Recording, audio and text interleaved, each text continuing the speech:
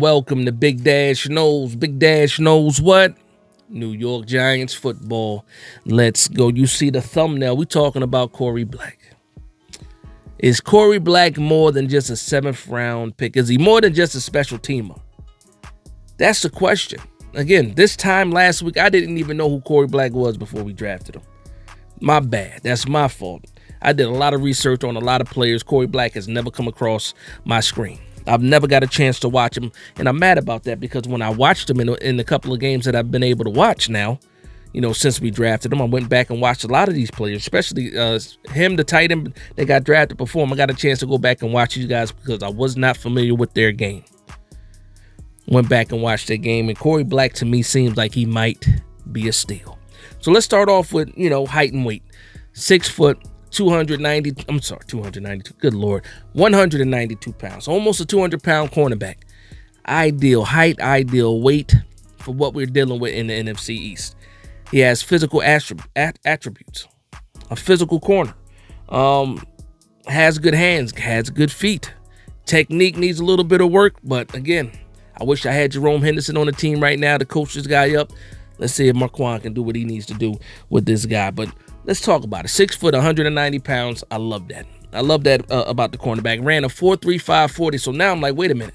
This sounds very, very familiar. Who else is about 6 foot, almost 200 pounds, and ran a 4.3 40? Tay Banks. To me, though, it seems like Korie Black seems a little longer as far as his arms, legs. Seems a little bit longer than Tay Banks. But that's neither here nor there. So I start to do a deep dive. I go to PFF. I go to NFL.com. I'm looking at some of the write-ups from some of the analysts. I'm looking at some of the grades, and I'm like, okay, wait a minute. Could this guy actually be a steal? The New York Giants got him in the 7th round at pick 246. And I'm looking around at all these other draft analysts, and I've seen him as high as like a 5th round grade. So to me, it makes a lot of sense because a lot of guys that we thought were going to go in this draft went undrafted. The edge from Virginia, Powell, he goes undrafted. What's his name? Riley from Ole Miss, he goes undrafted. And I'm just sitting here like, did we get a steal? Did the New York Giants get a steal with Korie Black? Now that might just be high hopes. I understand what the weakness is right now. We don't know exactly what Tay Banks is going to do. We don't know if he's going to improve, get better, continue to grow. We don't know that, right? So we're kind of anticipating. We don't know what's going to happen with the guys coming up on contract years. The guys like Flott. We don't know what's going on with Trey Hawkins. We need some depth in the cornerback room. And now we got a guy that we picked 246 in the 7th round, but he has a 5th round grade on him, and I think that the New York Giants got a steal. Now, let me tell you something. It will be fantastic if all 7 picks in this draft are hits. The chances of that happening are slim, but when I really look at the roster, look at the picks, these draft picks, I like it.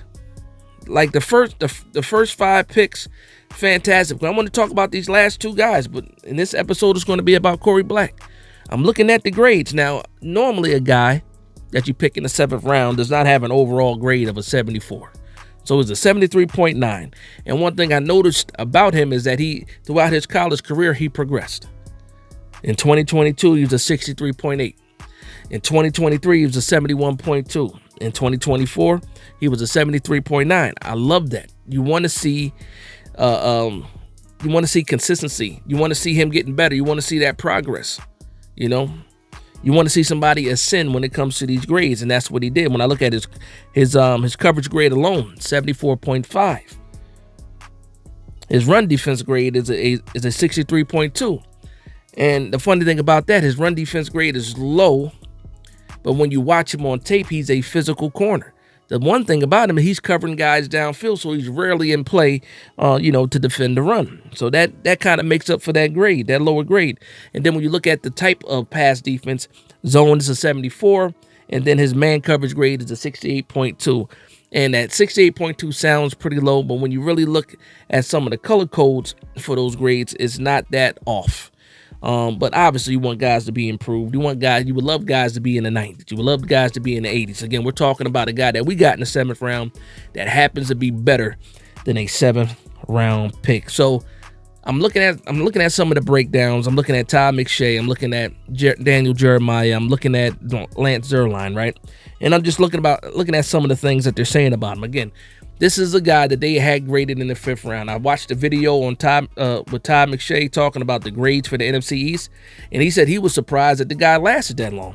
Things that I love to hear, because if everybody else is so high on this guy and we got him in the 7th round, to me that equals a steal, and nobody likes to steal more than me. So just looking at some of the things they said about him. So he's a 3-year starter. Again, he has the ideal weight and height for this division. That's my words. Physical corner that's strong in zone and as well as man. They ran a lot of man at State. And then has the quickness and speed. Once the technique meets the physical ability, has a chance to be more than just a special teamer. That's some of the notes that I have on him.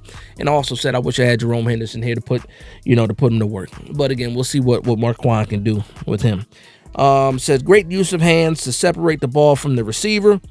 And then for me, I'm looking at this roster, right? I'm looking at the cornerbacks. And this guy's going to be an outside boundary corner, but he does give you some versatility. But most likely he's going to be that boundary guy. So right now the starter is going to be Paulson Adebo and Tay Banks. And then after that, who are the guys? Who are the guys? You got Flott, you got Hawkins. Another guy that we picked up as a UDFA, you have Fortune. And I'm sitting back like, not only does he have a chance to make the team, Korie Black has a chance to be a guy that's going to be in the rotation as long as he develops. I think about the 53-man roster. I think we keep 6 to 7 corners, possibly some guys that have versatility that can play inside and outside. And I really think Korie Black has a chance to make this team. Not only that, a chance to actually contribute because of what he can give you on special teams as well. So I'm happy with this pick. I can't wait to see. The first time we get to really see him is during rookie minicamp. I believe that's this weekend. If it's not this weekend, it's next weekend. And I can't wait to start seeing some news about these players. There's a lot of people coming to this camp, rookie minicamp, and the tryout. Long list of names. Again, I like the UDFA Donald Fortune too. I think he has an opportunity to make the team as well. But right now, for me, I'm like, man, if this guy can hit as a 7th rounder and be a guy that can be a rotational guy to start off. Again, we don't know what's going to happen with Tay Banks. Hopefully he continues to develop. Hopefully he can hold off these guys. I don't know if we're going to go the veteran route as well. But to me, let me know what you guys think about this, man. Because again, I'm reading the write-ups. I'm watching some of the film that I have access to, and I'm like, wow. So you got a guy that has a height and weight that you're looking for in the division. Has the speed, 4.35 in the division. You got tough wide receivers in this division. You need tough physical cornerbacks, fast cornerbacks that can keep up with these guys with good ball skills, good footwork, and good technique. Does he have the best technique right now? From what I'm reading, no. But they're saying the main thing that I'm reading and what these guys are saying is that if his technique catches up with his physical ability, then you got something here. And listen, there's nothing like a diamond in the rough. You guys know that I like a diamond in the rough, and Korie Black, to me, on paper and what I'm reading as far as what the analysts are saying, is a diamond in the rough. But let me know what you guys think about that in the comment section down below. But with that being said, I want to thank everybody for vibing with me. Please like, comment, and subscribe. And from one Giants fan to another, this is Big Dash Knows, Big Blue Nation. Let's go.